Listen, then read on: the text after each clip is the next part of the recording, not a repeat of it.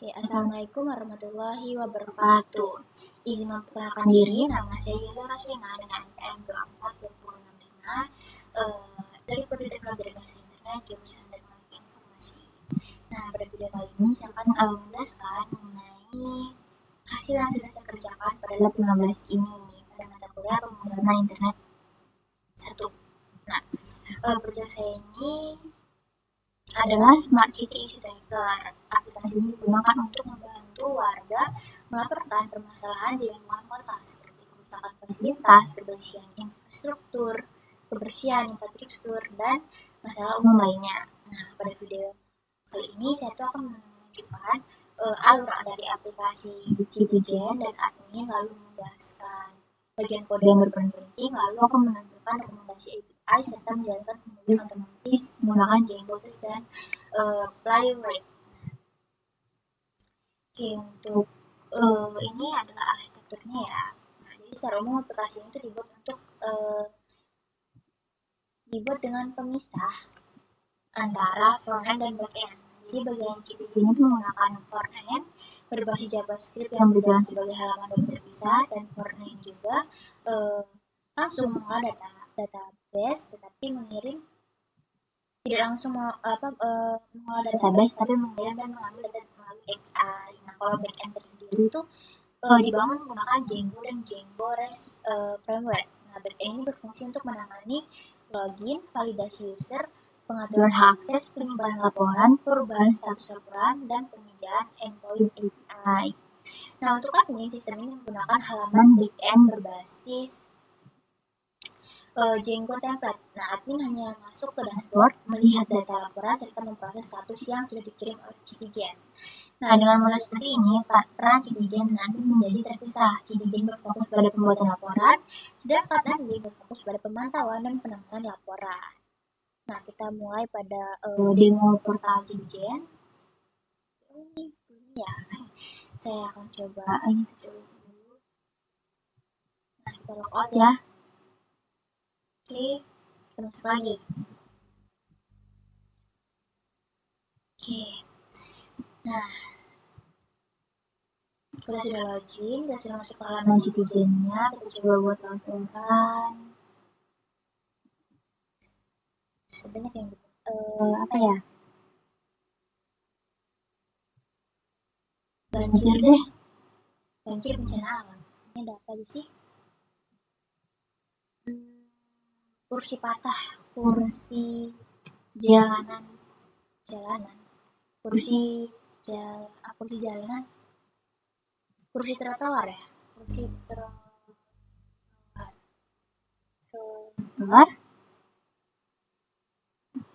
fasilitas umum, lokasi, taman Raja Basa,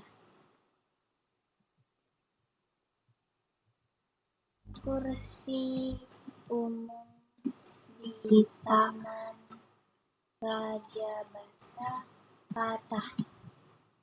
Nah, kita simpan draft dulu nih. Oke, nah berhasil ya disimpan sebagai draft. Kita cek nih di kotaknya nih, tidak ada ya sebagai ini. Kita lagi ini, lalu kita ajukan laporan. Nah, untuk pengajuan juga berhasil ya. Nah, kita sekarang ke fit kota lagi. Tadi kursi trotoar, di sini lokasi Taman Raja Basa dan oleh warga anonim. Oke. Nah, untuk penjelasannya tadi itu kan saya sudah membuat laporan baru dengan data mulai dari judul, kategori, lokasi, deskripsi masalah. Setelah diisi, laporan itu disimpan terlebih dahulu sebagai draft, dan tadi kan berhasil tuh setelah disimpan sebagai draft. Nah, lalu saya mencoba untuk mengajukan agar laporan tersebut publik gitu. Nah, setelah laporan saya dikirim, saya akan mengajukan dan dia akan berproses reported begitu. Nah, setelah saya buka bagian kotanya, di sini kan kelihatan tuh dia ada kursi trotoar dan oleh warga anonim gitu. Nah, kita lihat di bagian adminnya sekarang. Ini saya lakukan dulu deh. Nah, Untuk adminnya, ini adalah adminnya. Terus, nah di sini saya buka dashboard. Nah, di sini admin bisa buka dashboard ya. Ini adalah laporannya ada 2, reporternya ada 2, laporan ada 5, reporter ada 2, in progress ada 1, dan resolve baru belum ada 0. Nah, setelah itu kita buka halaman reportnya. Lalu kita coba cari kursi. Nah, ini kursi keluar. Kita coba ubah ya. Nah, oke. Di sini kursinya lagi kursi. Nah, sudah ya, private. Oke, gitu. Nah, jadi untuk bagian ini, jadi saya ini bisa membuka admin, ini bisa membuka dashboard. Nah, pada dashboard itu terdapat ringkasan data laporan yang membantu admin ini melihat kondisi laporan yang sudah masuk. Nah, setelah itu saya membuka halaman laporan atau report. Nah, pada halaman ini, admin ini dapat melihat laporan yang sudah dikirim oleh Cipijen. Nah, admin ini tidak bisa mengubah isi laporannya atau membuat laporan baru. Dan tugas admin ini hanya memantau dan memperbaharui status penanganannya. Nah, walaupun di sini ada tombol edit, itu tidak bisa saya gunakan ya. Hapus pun juga saya tidak bisa melakukannya karena aksesnya ditolak. Itu. Nah, selanjutnya tadi itu saya sudah mencoba untuk merubah status. Tadi kan ada yang bagian kursi ini, tadi kan dia reported ya, lalu saya ubah jadi verifikasi dan sudah diverifikasi gitu. Nah, kita lanjut ke bagian bedah program. Kita masuk ke dalam sini, kita masuk ke bagian IPv4. Nah, jadi file IPv4.py itu digunakan untuk mengatur endpoint API laporan. Di dalam ini terdapat pengaturan data yang ditampilkan untuk laporan milik user sendiri dan laporan yang ditampilkan pada feed kotanya. Nah, lalu ada serializer.py. Nah, data laporan diubah menjadi format JSON agar bisa dibaca oleh frontend. Nah, salah satu bagian penting di sini tuh adalah penyamaran identitasnya ya, warga anonim ini. Ketika laporan tampil di feed kota, nama user tidak langsung ditampilkan, namun diganti sebagai warga anonim. Gitu. Nah, untuk di view.py. Nah, di sini terdapat pengaturan untuk halaman backend untuk adminnya seperti halaman report dan perubahan status report. Nah, di sini juga admin ini hanya diberi akses untuk memproses laporan, bukan membuat laporan baru dari backend. Terakhir itu ada di urls.py. Nah, untuk di bagian ini, fungsi untuk menghubungkan alamat URL.py atau view atau API yang sesuai dengan file ini. Jadi setiap endpoint dan halaman dapat diakses melalui alamat yang sudah ditentukan. Itu. Nah, sekarang kita masuk ke IP Swagger. Ini sudah masuk ke pos ini ya, IP tokennya ya. Coba kita try out. Nah, kita masukkan citizen ya. Citi 1, PW-nya Citi 1, 2, 3, 4, 5, 6, 7. Betul. Nah, setelah itu kita execute. Nah, ini dia. Jadi, di sini saya ini membuka dokumentasi API menggunakan Swagger. Jadi Swagger ini digunakan untuk melihat daftar endpoint yang tersedia pada backend-nya. Nah, jadi saya tadi kan sudah mencoba endpoint ini post API token ya kan, post API token. Nah, endpoint ini digunakan untuk proses menggunakan JWT. Nah, ketika username dan password benar, backend akan mengembalikan token berupa akses token dari refresh token. Nah, token ini digunakan oleh frontend agar user yang Satu lagi dapat mengakses fitur yang membutuhkan autentikasi seperti membuat laporan, melihat data laporan.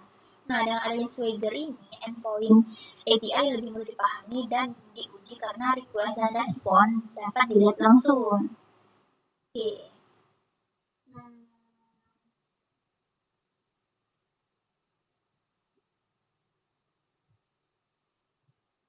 Kita akan masuk, sekarang kita masuk ke dalam, ya kita sudah di server ini ya. Nah, sekarang saya akan menjalankan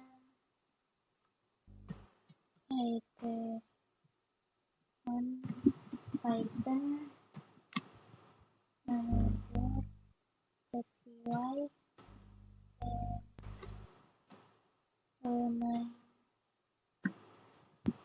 apps.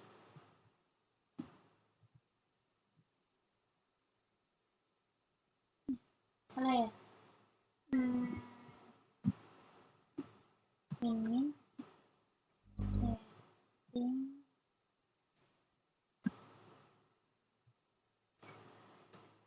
smart GT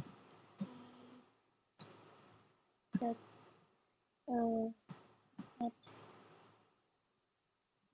setting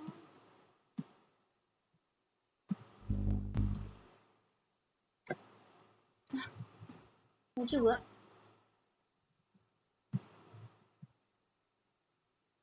Oke, sebentar. Sebetulnya saya salah perintah. Kalau dari sini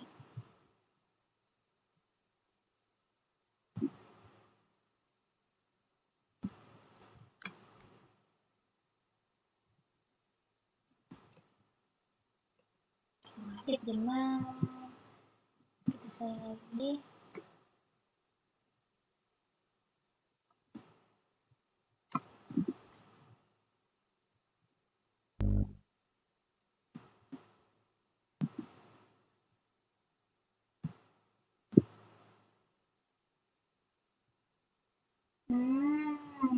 Oke, sebentar.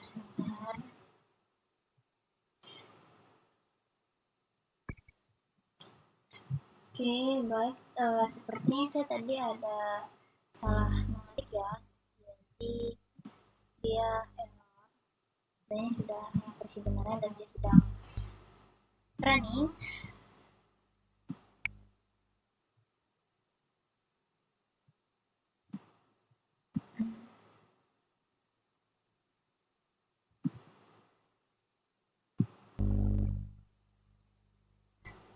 Ini dia lagi menunggu progresnya. Nah, jadi sambil menjelaskan sedikit. Nah, jadi setelah demo aplikasi saya ingin menjelaskan pengujian backend pada server SSH-nya dulu. Nah, tes backend ini digunakan untuk memastikan fungsi utama aplikasi berjalan sesuai aturan seperti autentikasi, permission user, hak akses admin, dan citizen. Lalu alur laporan serta validasi API-nya. Setelah kita jalankan ini, kita tunggu dulu nih hasilnya. Prosesnya sedikit lama ya, 4 jam. Terus sebentar lagi.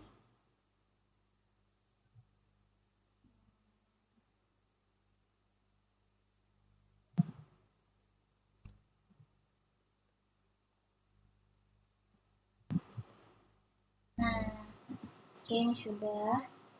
Selanjutnya kita operate semuanya. Nah, ini lumayan lama juga di sini. Oh. Nah, di sini hasilnya terdapat 47 tes ya, yang berhasil dijalankan dengan status oke. Nah, selain itu saya juga di sini akan menjalankan coverage untuk melihat seberapa besar kode yang sudah tercakup oleh pengujian. Tunggu dulu.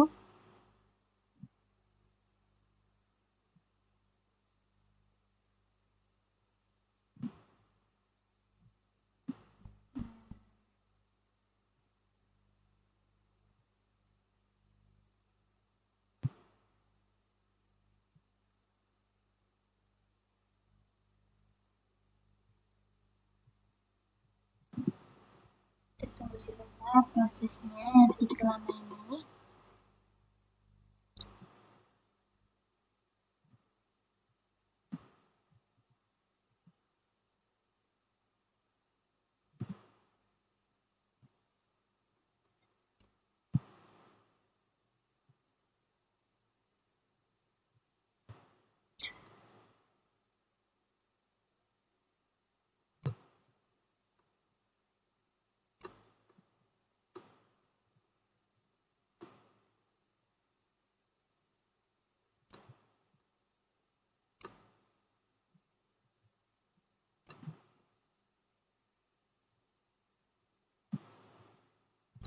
Sembari menunggu kita buka tampilan bagian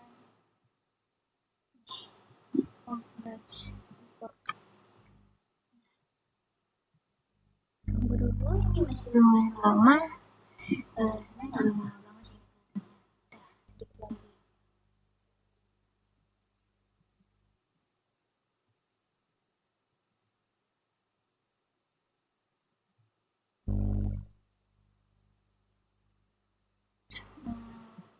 Berapa detik lagi nih?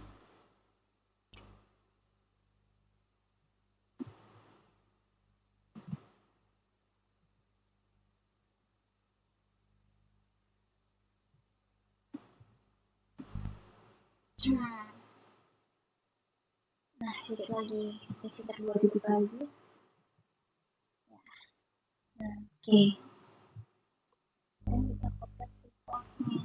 Nah, di sini terlihat ya, hasil coverage yang diperoleh itu adalah 94, sehingga sudah melewati batas minimal. Kalau minimalnya kan di sekitar 80%, dan saya sudah di 94. Ini aman ya, itu.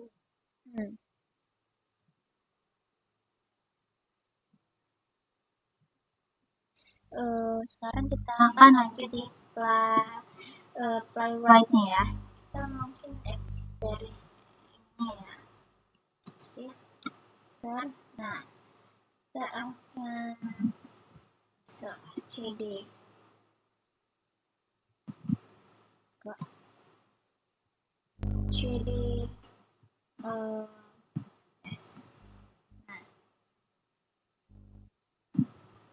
sudah kita ke sini, kita ambil ini dari sini.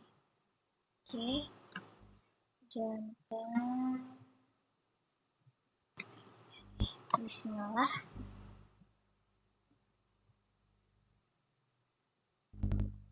Tunggu prosesnya. Oke.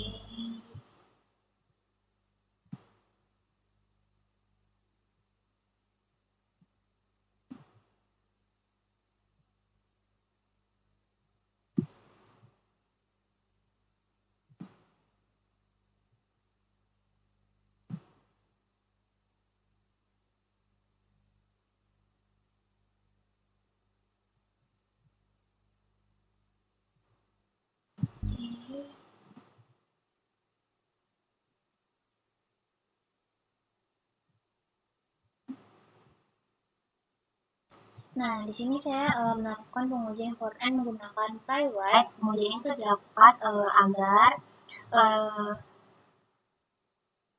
browser ini dapat terlihat saat tes berjalan begitu. Nah, jadi pengujian ini front-end dijalankan secara lokal, sedangkan back-end tetap menggunakan server deployed-nya. Jadi proses tetap diuji terhubung ke back-end public-nya. Nah, Playwright ini akan menjalankan beberapa skenario seperti akses halaman tanpa token kadaluarsa, lalu tampilan dashboard untuk admin, live search laporan, mengubah mode laporannya, menyimpan draft, serta pengujian responsif tampilannya. Nah, jika seluruh tesnya sudah selesai, maka akhirnya adalah 9 passet, artinya semua tes berhasil. Oke. Mungkin sekarang kita akan lanjut ke bagian refleksi kendala. Jadi untuk kendala yang saya hadapi itu ada yang paling terasa adalah saat memastikan aplikasi ini berjalan sama antara lokal dan server. Jadi saat aplikasi ini berjalan di lokal, proses login dan akses data masih lebih mudah dicek. Nah, ketika udah mulai dipindahin ke server tuh, ada beberapa konfigurasi tuh yang harus disesuaikan seperti URL API, port end, akun pada database server, static file, serta proses restart service servernya. Nah, lalu saya juga sempat mengalami tampilan backend yang muncul polos seperti HTML tanpa desain. Setelah dicek, penyebabnya adalah static file yang belum dilayani dengan benar begitu. Jadi masalah tersebut itu harus diperbaiki dengan konfigurasi white noise dengan menjalankan collections dan restart unicornnya lagi agar tampilannya itu bisa kembali lagi seperti semula, seperti desainnya di lokal gitu. Nah, selain itu juga saya mengalami beberapa kondisi antara browser yang biasanya browser Playwright itu memiliki session sendiri sehingga change dan token itu tidak selalu sama dengan browser manual. Jadi di situ saya belajar bahwa automatic testing ini harus dibuat stabil dan disesuaikan dengan lingkungan pengujiannya. Jadi dari proses ini saya tuh memahami bahwa deployment dan testing tidak hanya menjalankan aplikasi, tetapi juga memastikan bahwa front-end, back-end, database, autentikasi, permission, static file, lalu dan API ini saling terhubung dengan benar. Gitu. Nah, mungkin itu ya yang bisa saya jelaskan untuk kendala yang saya hadapi pada mata kuliah ini, dan mungkin ya lebih terasa di lab 15 ini karena di lab 15 ini benar-benar memperbaiki segala hal yang belum sesuai mungkin di situ. Jadi sehingga di lab 15 ini lebih banyak mengubah kode lagi dan deploy ulang kali. Mungkin di GitHub saya ada beberapa kali deployan karena saya ada beberapa kali mengubah kode. Nah, berdasarkan demo dan kemudian yang sudah saya lakukan, aplikasi Smart City Issue Tracker ini sudah berjalan sesuai dengan kebutuhan, yang seperti Citizen dapat login, lalu membuat laporan, menyimpan laporan sebagai draft, lalu mengajukan laporan menjadi reported, dan laporan tersebut dapat tampil di kota dengan nama pelapor yang disamarkan menjadi warga anonim. Lalu admin ini dapat login ke portal backend, lalu membuka dashboard, melihat daftar laporan, dan memperbarui status laporan Citizen, dan juga tidak bisa edit dan menghapus walaupun ada tombolnya di saat saya pengujian tadi. Nah, untuk pengujian backend ini dijalankan dengan 47 tes yang oke dan coverage di 94%. Nah, pengujian front-end ini menggunakan Playwright juga digunakan untuk memastikan fitur utama pada sisi pengguna berjalan dengan benar. Dan demikian yang bisa saya jelaskan pada video kali ini. Jika banyak kesalahan atau kekurangan, saya mohon maaf. Saya akhiri. Wassalamualaikum warahmatullahi wabarakatuh.